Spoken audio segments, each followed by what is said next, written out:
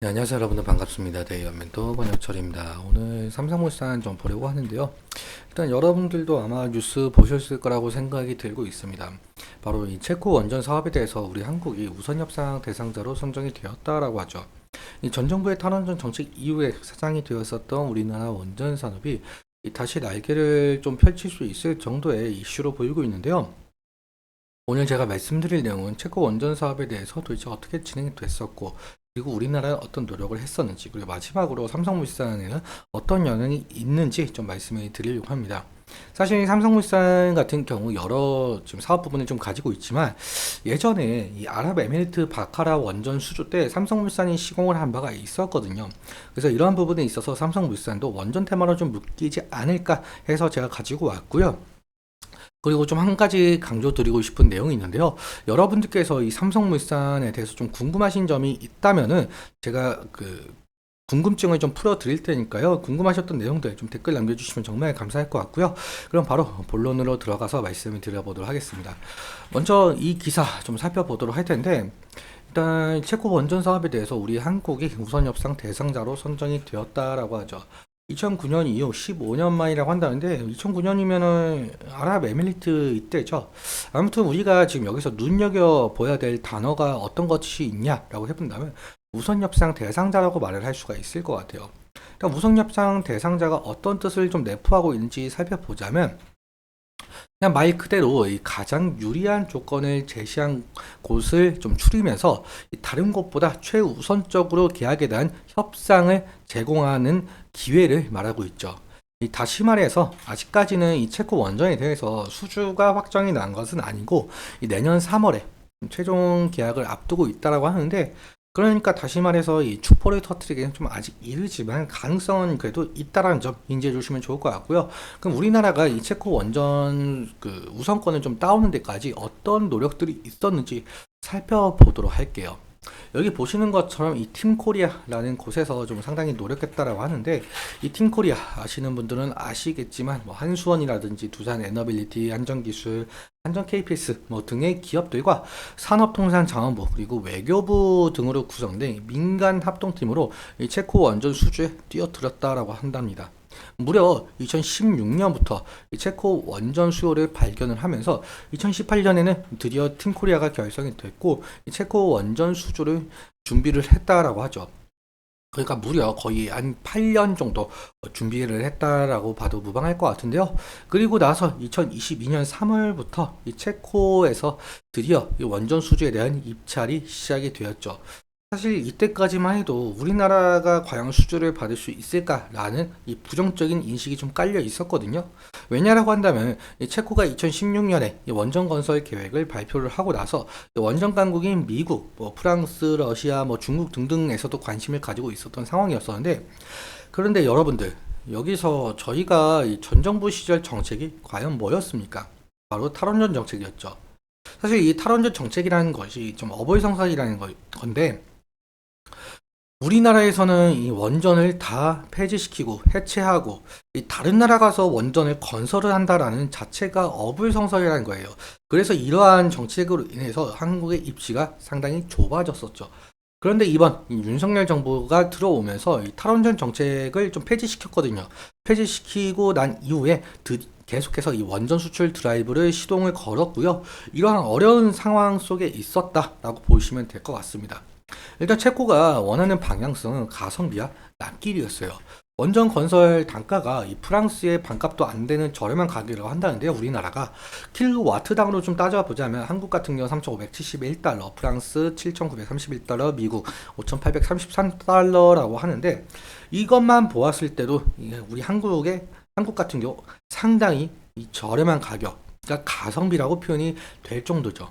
그리고 납길 같은 경우 다른 나라 같은 경우 대형 원전 한 기를 건설하는데 6에서 10년 정도 걸린다라고 하는데, 우리가 예전에 아랍에미리트 원전 수주를 하고 나서 건설을 했었는데 이 한 기를 건설하는데 3년 만에 완성을 시켰대요. 거의 다른 나라에 비해서 2배에 가까운 시간을 좀 절약을 할 수가 있었다. 그렇다 보니까 이 체코가 우리나라한테 한국한테 좀 우선 협상권을 주지 않았나 저는 그렇게 생각을 하고 있고요. 그다음 우리가 이제 다음으로 좀 기대해 볼 수 있는 것은 어떤 것들이 있을까 좀 생각을 해봐야 되겠죠. 저는 뭐 여러 가지 있을 수도 있겠지만 이 다음에 대한 그 체코 원전 사업이라고 생각이 들고 있거든요. 일단 체코 같은 경우 지금 우리가 지금 우선 협상 대상자로 선정이 된 곳이 두코바니 발전소인데 이 두코바니 같은 경우 사업비가 약 24조 원이라고 한답니다.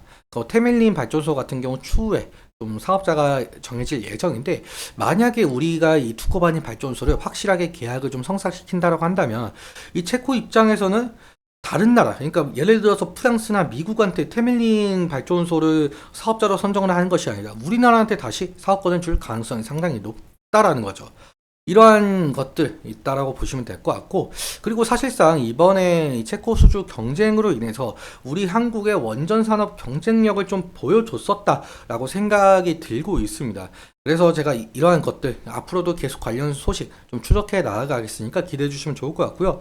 그렇다면 이 삼성물산 같은 경우 어떻게 수혜를 받을 수 있을지, 실제로 이 체코 원전 수주에 뭐 직접적인 기업이 아니더라도 이번 체코 원전 이슈로 인해서 우리 한국의 이 경쟁력을 좀 전 세계적으로 알렸기 때문에 이 전 세계적으로 우리 그 원전 기업들에게 러브콜이 올 가능성이 상당히 높겠죠. 이러한 점을 바탕으로 삼성물산 같은 경우 예전에 앞서 말씀드렸다시피 아랍에미리트 이 건설 그 한 계기가 있었어요.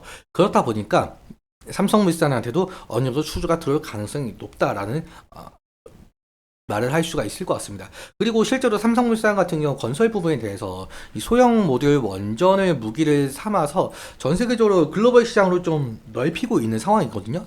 여기서 SMR 같은 경우 대형 원자로의 크기와 출력을 줄인 것을 말하고 있어요. 다시 말해서 그냥 소형 원자로라고 생각을 해주시면 될 것 같고요. 이 SMR 같은 경우 모듈 형식의 개발 때문에 냉각수가 전혀 필요 없고 대형 원전에 비해서 방사능 유출 가능성이 상당히 적어요. 그래서 앞으로 원전에 대해서 좀 지속적으로 부각을 받을 가능성이 있다 정도만 생각을 해주시면 될 것 같고요. 그럼 차트와 이런 수급적인 측면 함께 살펴보자면 오늘 좀 삼성물산이 1% 정도 지금 하락을 하고 있죠. 지금 10시 53분을 좀 지나가고 있는 상황인데요. 좀 마이너스 2%까지 하락을 했다가 좀 아랫꼬리가 달리면서 그나마 마이너스 1%까지 올라온 모습을 좀 보실 수가 있겠는데 어제 같은 경우 사실상 여러분들도 아시다시피 이 원전에 대한 체코 원전에 대한 이슈로 인해서 어제 그 원전 테마가 상당히 상승한 모습을 보여줬었잖아요. 근데 하지만 장이 끝나 보니까 이 대부분 원전 테마들이 하락을 했더라고요.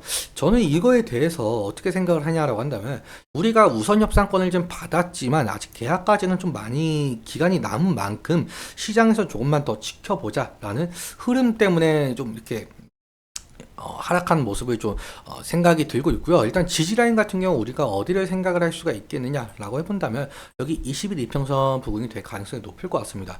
지금 최근에도 이 부분에서 좀 지지가 일어났었고 과거에도 이 부분에서 지지가 일어난 모습을 보일 수가 있죠. 만약에 이 이평선을 이탈하게 된다고 한다면 다음 지지라인 같은 경우 이 부분이라고 생각이 들 수가 있겠는데 과거에도 이렇게 지지가 일어난 모습을 보실 수가 있으니까요. 이렇게까지만 생각을 해주시면 될 것 같고 만약에 2차적인 지지라인까지 이탈을 하게 된다고 한다면 리스크적인 관리는 필요할 수 있을 것으로 보이고 있습니다. 그리고 사실상 아직까지 체코 원전에 대한 이슈는 남아있는 만큼 이 상승할 가능성도 좀 염두에 두시면 좋을 것 같은데 우리가 상승 시 같은 경우 어떻게 대응을 할 수가 있겠느냐라고 해본다면 지금 여기 보시면 저항대가 이 부분이라고 말씀을 드릴 수가 있을 것 같아요. 그러다 보니까 이 저항대를 이 강한 거래 대금을 통해서 돌파를 해주지 못한다라고 한다면 다시 하락할 가능성도 있으니까 이러한 점들 다 염두해 주시면 좋을 것 같습니다. 오늘 이렇게 말씀을 드리도록 하고요. 그리고 앞서 말씀드렸다시피 여러분들께서 이 삼성물산에 대해서 정말 궁금하신 점이 있다라고 하신다면 꼭 댓글 남겨주시면 정말 감사할 것 같습니다.